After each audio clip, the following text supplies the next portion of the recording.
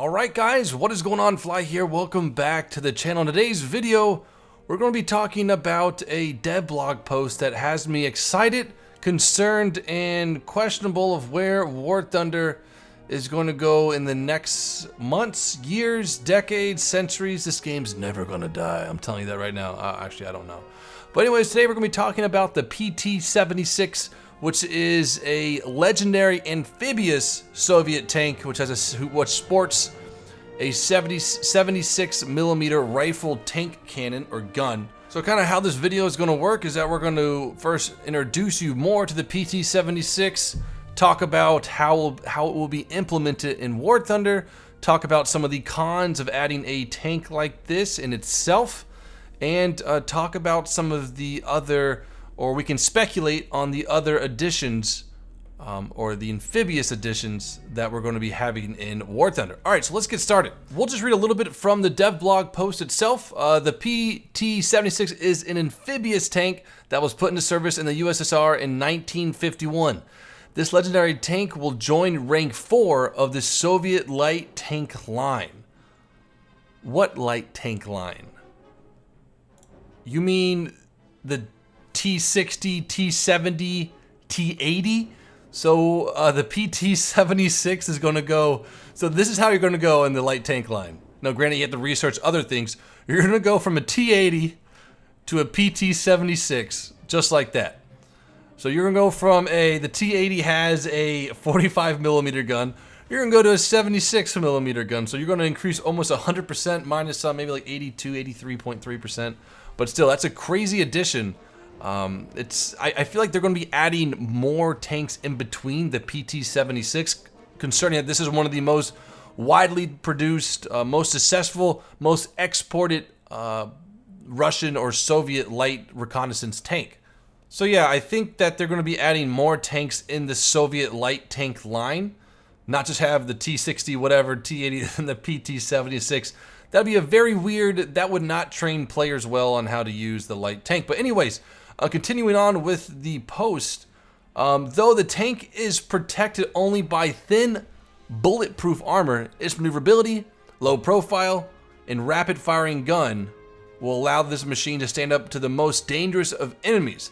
We'll stop right there. So there, I don't want to be too critical on this, but when they say, I did some research, when they say thin bulletproof armor, I think that's only light arms. Light arms. Like maybe 7.62 and below, or 7.7 and below, because the armor all over the tank, I believe its strongest max armor is 20 millimeters. So what's 20 millimeters? Like your second knuckle? Would that be 20 millimeters? Or would it be your first knuckle? I don't know. We don't use millimeters. We use inches and yards because football, America. No, I'm just kidding. So I was doing some research, looking up the penetration of the BMG or just a 50 cal online. And so it was telling me some pretty weird numbers. So I was like, okay, cut the crap. I went into War Thunder, and the M4A3 or the Easy 8, if you will, penetration power of its 50 cal is 27 millimeters at 500 or 100 meter range. So granted that the front armor is sloped a little bit, it will be able to deflect the incoming 50 cals from the front. But if you see this thing from the side, you can literally shoot at the crew positionings in the tank. You can learn them pretty quickly. That's how I usually play my Panzer IIc. I just load APCR and shoot for crew, and the American scout tanks are dead in a second. But once this thing's horizontal, you can shoot your 50 cals and potentially kill them faster than shooting your main gun. Because first of all, your main gun is going to over penetrate this tank so easily.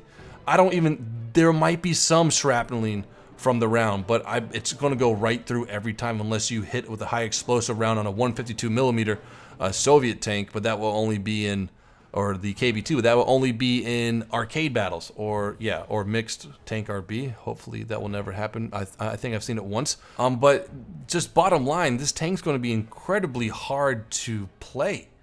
It says one of the pros it looks like it has is its low profile and rapid firing gun. So this thing seems to reload very fast to send 76mm rounds downfield. And it also states on the DevBlog that this tank, well, it being a post-war tank and a tier 4 in War Thunder, that it does have APCR and a more powerful heat round that will be able to penetrate up to 200 meters. Oh my gosh, I say meters, millimeters of armor. Now, that's good and all. That sounds great. A fast-firing heat round gun, or it probably has fin-stabilized heat for 200 millimeters. That sounds great. But the thing is that Russian tanks aren't known for depression at all.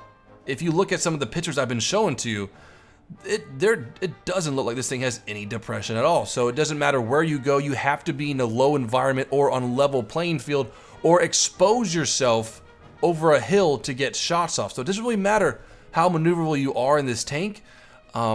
It's going to be very hard to play, because even though like you guys, you know, some of you guys love the T-54, I don't enjoy playing that tank because I'm so used to going into specific spots in the map with my M60 that has very good depression for that tank and being able to get some really nice shots off that I couldn't go in my T-54 because there's not enough depression. I have to overexpose myself and rounds will come in and shoot me. So my overall feeling of this tank is that it's just going to be a very fast tank, very maneuverable, but in the times or in that moment where you need to perform, you're not going to have the depression, you're not going to have the armor. And granted, I understand that light tanks should never rely on armor, but when there is a tank looking at you with a 50 cal and he's horizontal and he just going to pen you for days, 27 millimeter penetration at 100 meters.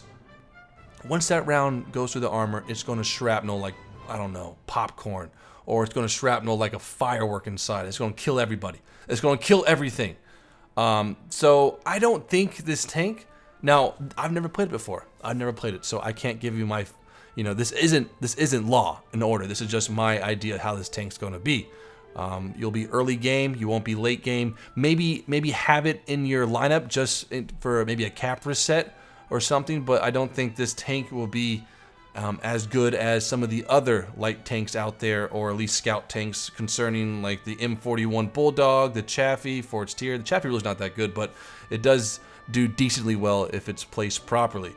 Now on to another thing that this tank is offering in the game that I'm very excited for is on the DevBlog it says anticipation most popular question, will it be amphibious?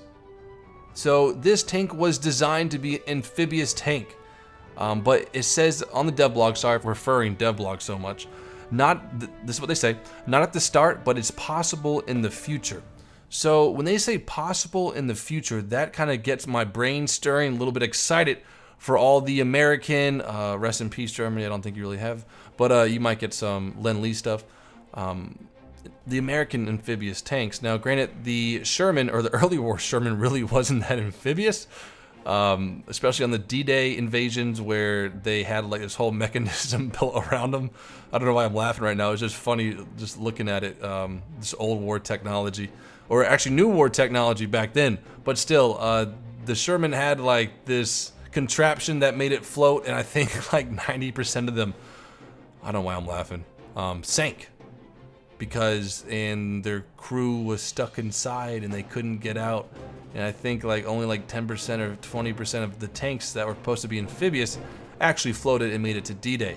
So with the PT-76 being amphibious, that's going to open up a lot more doors for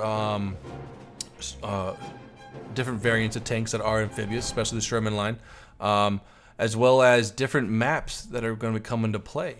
You know, maybe some island maps where you just have this fleet of PT-76s crossing a river. Now it says that the amphibious tank, or the amphibious mode, is very slow.